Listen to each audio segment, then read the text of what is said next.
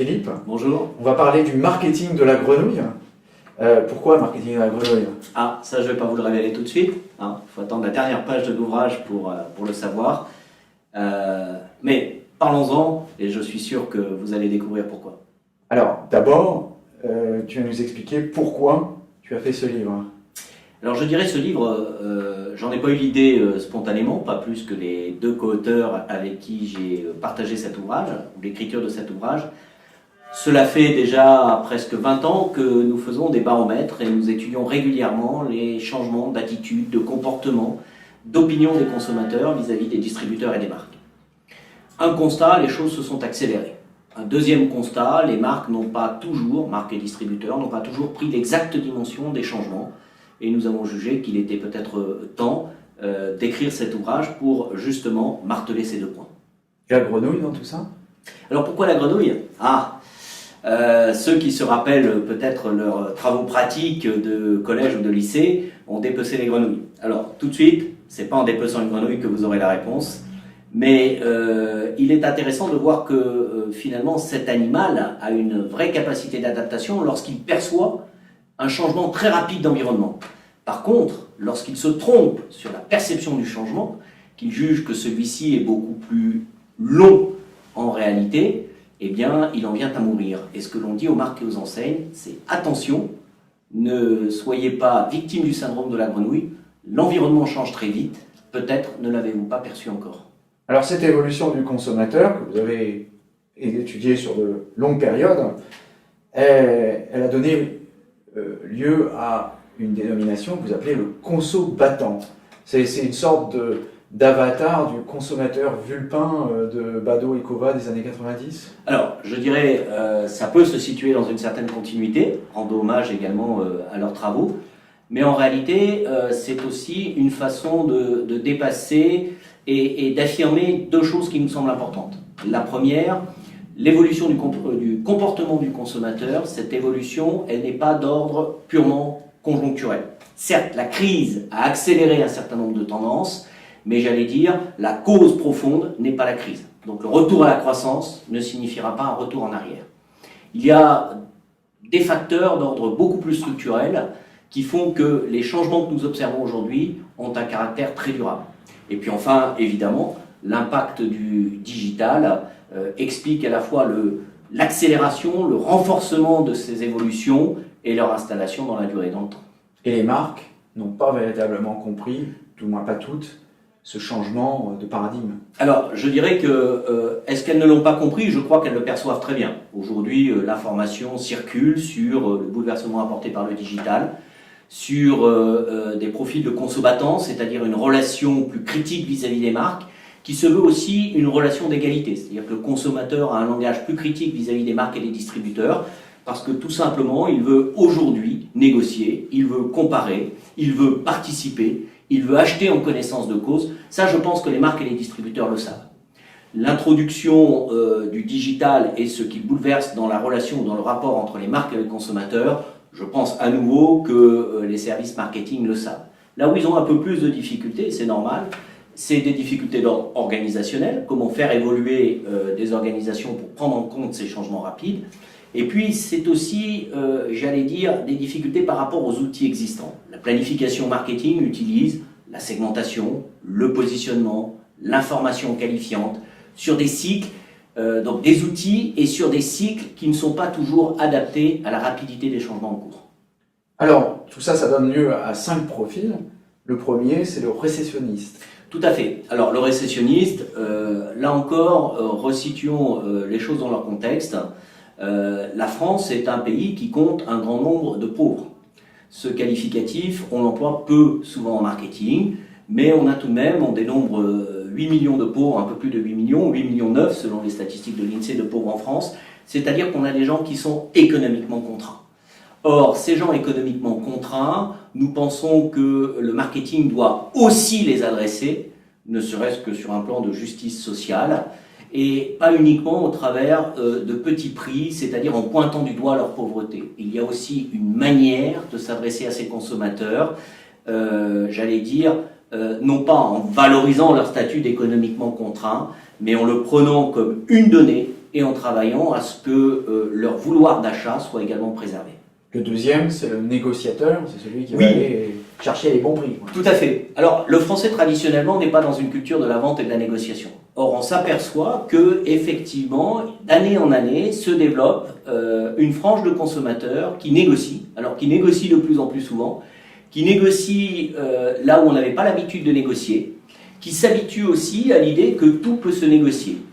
Et il nous semble que cela participe d'une révolution face auquel les vendeurs ne sont pas toujours bien armés.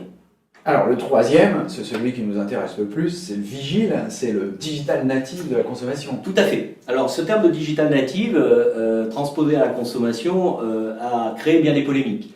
Alors, est-ce que la technologie transforme la société? Est-ce que la société transforme la technologie? Il y a sans doute un peu des deux. On aborde ce sujet, mais on l'évacue assez vite. Nous, ce qui nous intéresse, c'est en quoi les outils digitaux ont transformé le rapport aux marques et ont accru l'envie de comparer, l'envie de s'informer, l'envie d'acheter en connaissance de cause. Alors, ça fait naître des comportements parfois opportunistes. Ça fait naître aussi des comportements où finalement le consommateur utilise une arme, ce qu'on appelle la procrastination, c'est un terme un peu scientifique, mais la réalité est très simple, c'est de dire à une marque, si tu ne réponds pas à un moment donné de manière extrêmement satisfaisante à tous mes besoins, eh bien je peux aussi me passer d'acheter. Quatrième et avant-dernier, c'est le touche-à-tout. Alors lui, c'est l'omniscient, c'est celui qui sait tout, qui a tout vu. Oui, absolument. Alors ce profil est intéressant à plus d'un titre. D'abord, il est assez égotique. On a des gens qui ont un ego assez développé, qui développent sur Internet une vie sociale où ils aiment à parler de leurs expériences, à les partager, etc. Donc les marques ont intérêt à les surveiller parce que quelque part, c'est des gens qui vont faire la bonne ou la mauvaise réputation d'une marque ou d'un distributeur. Et puis par ailleurs, c'est des gens qui effectivement ont des comportements de touche-à-tout. C'est-à-dire que la volonté de maintenir un vouloir d'achat important se traduit également par beaucoup de temps passé, que ce soit en ligne ou hors ligne, à comparer, à solliciter les marques, à négocier les offres, à travailler sur les bons plans, etc., etc. Bref, on a une population nombreuse, pas nécessairement toujours jeune, également répartie entre hommes et femmes, mais on a une population qui pose problème aux marketeurs parce qu'on ne peut pas les mettre dans une case. Puis le dernier, c'est le minimaliste. Alors celui-là, il réduit ses achats, c'est presque un non-consommateur. Oui, c'est parfois un non-consommateur ou c'est quelqu'un qui ambitionne de consommer autrement.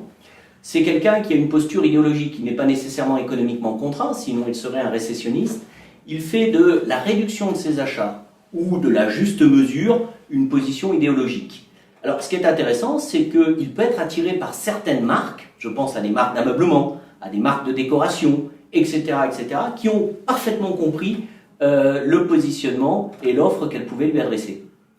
Et puis pour tous ces profils, en fait, on pourrait dire qu'il y a une filiation quelque part avec les fameux sociostyles qu'on connaissait il y a quelques années, mais ils sont peut-être un peu dépassés, ces sociostyles. Alors déjà, reconnaissons que les sociostyles, que évidemment une partie de la démarche s'inspire des sociostyles, et reprend d'ailleurs un enseignement important des sociostyles.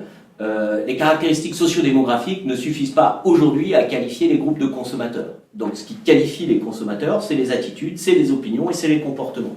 Donc il faut partir de l'observation fine et de la mesure des attitudes, des opinions et des comportements.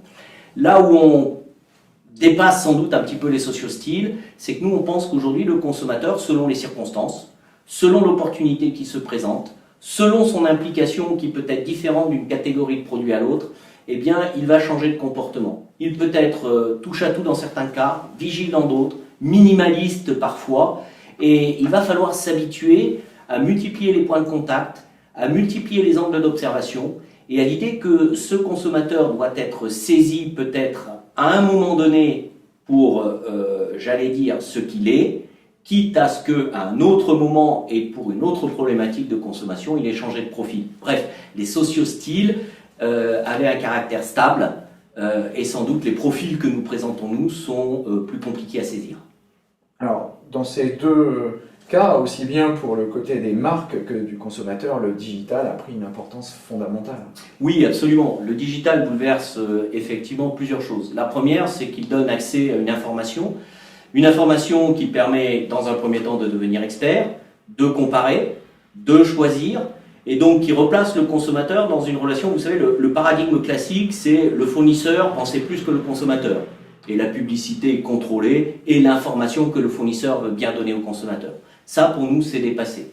On a aujourd'hui un consommateur qui revendique une information transparente, objective, partagée, parce qu'il est sur un pied d'égalité avec les marques et les distributeurs. Donc ça, c'est le premier rapport du digital.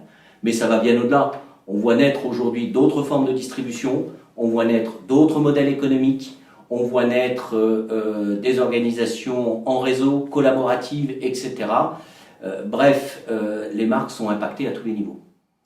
Et enfin, pour découvrir tout l'environnement de ce livre du marketing de la grenouille, eh bien, tu nous convies à un événement qui a lieu à Paris le 16 février, c'est un mardi. Tout à fait. À Richelieu-de-Rouault. Est-ce que tu peux nous décrire ce qui va se passer? Ah ben écoutez, cet événement, il est là pour effectivement, j'allais dire, peut-être accentuer un petit peu cette mise en garde, dire attention, les consommateurs ont changé, marques et distributeurs, il est temps de réagir, mais il est là aussi pour rassurer le marketing et dire il existe des stratégies, il existe des modèles économiques, il existe des exemples de sociétés à succès aujourd'hui qui ont parfaitement capté ces changements et qui nous enseignent que lorsque l'on part de l'observation du comportement du consommateur, de ses attentes, et qu'on sait réagir avec pertinence, on peut s'inscrire dans des modèles économiques à succès, et c'est finalement un marketing réinventé en quelque sorte, mais qui revient aux sources.